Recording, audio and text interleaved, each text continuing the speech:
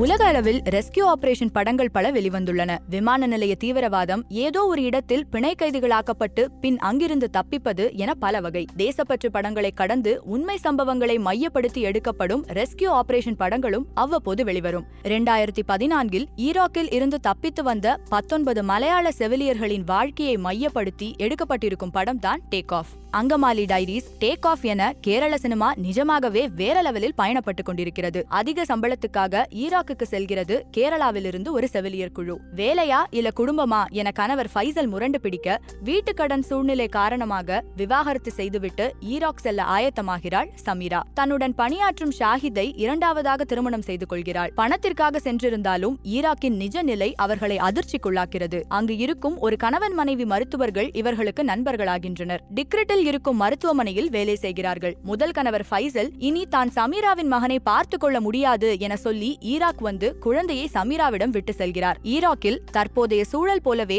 அது ISIS தீவிரவாதிகள் ஆதிக்கம் செலுத்திய காலம். சாஹித் தீவிரவாத குழுக்களிடம் மாட்டிக்கொள்கிறார். மொசூல் நகரத்தை ISIS கைப்பற்றிவிட ஈராக்கில் இருக்கும் இந்திய தூதரகத்தின் உதவியை நாடுகிறாள் சமீரா. நிலைமை இன்னும் மோசமாகிறது. டிக்ரிட்டில் கேரள பெண்கள் இருக்கும் மருத்துவமனையையும் ISIS தன் கட்டுப்பாட்டிற்குள் கொண்டு வருகிறது. ஷாஹிதை சமீரா உயிருடன் மீட்டாளா, அனைவரும் இந்தியா திரும்பினார்களா என்பதை சாமர்த்திய த்ரில்லராக எடுத்திருக்கிறார் இயக்குனர் மகேஷ் நாராயணன். எடிட்டரான மகேஷ் எழுதி இயக்கியிருக்கும் முதல் படம் இந்த டேக் ஆஃப். படத்தின் ஈராக் காட்சிகள் முழுவதும் துபாயில் எடுக்கப்பட்டிருப்பதாக சொல்லப்படுகிறது. விஸ்வரூபம், தூங்காவனம் படங்களின் ஒளிப்பதிவாளர் ஷானு வர்கீஸ் ஒளிப்பதிவில் அந்த காட்சிகள் அனைத்துமே சிறப்பு. மொசூலில் இருக்கும் தீவிரவாத தலைவன் காயம்பட்ட தீவிரவாதிக்கு மருத்துவம் பார்க்க சொல்ல மறுத்துவிடுகிறார் ஈராக் மருத்துவர். இஸ்லாம் தீவிரவாதம் செய்ய சொல்லவில்லை என உரக்க சொல்வதால் அவர் கொல்லப்படுகிறார். யாஜிதி இன பெண்களை அடிமைகளாக நடத்தும் ISIS குழுக்களிடம் மாட்டிக்கொள்கிறாள் மருத்துவரின் மனைவி. யாஜிதி இன பெண்களுக்கு எதிராக நடக்கும் அநீதிகளை காட்டும் முதல் படம் இதுவாகத்தான் இருக்கும். கேரளாவில் இருக்கும் இளைஞர்கள்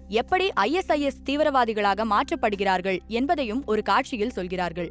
இந்திய மக்கள் எங்கேனும் சிக்கிக் கொள்ளும் போது அங்கு இருக்கும் இந்திய தூதரகங்கள் எப்படி செயல்படுகின்றன, இங்கு இருக்கும் இந்திய தூதரகம் அதை எப்படி கையாள்கிறது என்பது பற்றியும் அலசியிருக்கிறார்கள். உண்மைக்கு மிக அருகில் எடுக்க உன்னை போல் ஒருவனில் முதல்வர் குரலாக அப்போதைய முதல்வர் கருணாநிதியின் குரல் வருவது போல் இந்திய வெளியுறவுத்துறை அமைச்சர் சுஷ்மா ஸ்வராஜின் குரலும் அப்போதைய முதல்வர் உம்மன் சாண்டியின் குரலும் வாய்ஸ் ஓவராக ஒலிக்கிறது. ஒரு பெண்ணிடம் எப்படி நடக்க வேண்டும் என இஸ்லாம் உனக்கு சொல்லித் தரவில்லையா? நாங்கள் கடவுளின் குழந்தைகள் என பலர் சொல்கிறார்கள். ஆனால் உண்மை நிலை அதுவல்ல.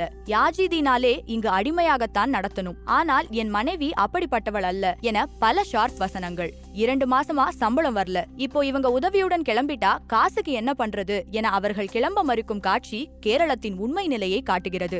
ஈராக்கில் இருக்கும் இந்திய தூதராக ஃபகத் ஃபாசில், சமீராவின் இரண்டாவது கணவராக வரும் குன்சகோ போபன் என பலர் சிறப்பாக நடித்திருந்தாலும் படத்தின் ஹீரோ பார்வதிதான். தன் சமீபத்திய படங்கள் மூலம் அனைவரது கவனத்தையும் ஈர்க்கும் பார்வதிக்கு இது வேற லெவலில் தீனி போட்டிருக்கும் படம். கருக்கலைக்க கணவர் ஷாஹித் சம்மதிக்காத போது அழுவதாகட்டும், இருக்கும் பிரச்சனைகளை பற்றி துளியும் யோசிக்காமல் முதல் கணவர் குழந்தையை விட்டு செல்லும் போது அவள் பார்க்கும் பார்வை, கர்ப்பத்தை மறைக்க ஃபர்தா அணிவதாகட்டும், கணவர் ஷாஹித்தை காப்பாற்ற இந்திய தூதரகத்தில் முறையிடுவது, தீவிரவாதிகளை எதிர்த்து பேசுவது என எல்லாமே டாப் கிளாஸ். பூ படத்தில் ஆரம்பித்த பார்வதியின் உடல்மொழி ஒவ்வொரு படத்திலும் வேறுபட்டு நிற்கிறது. 2015 வெளியான என்னு நின்ற மொய்தீன், சார்லி வரை பார்வதியின் நடிப்பு வளர்ந்து கொண்டே வருகிறது. இந்த வருடம் சில விருதுகளை பார்வதி தன் பெயரில் ரிசர்வ் செய்து வைத்து விட்டார் என்றுதான் சொல்ல வேண்டும். சினிமா ரசிகர்கள் மிஸ் செய்யக்கூடாத ஒரு படம் டேக் ஆஃப்.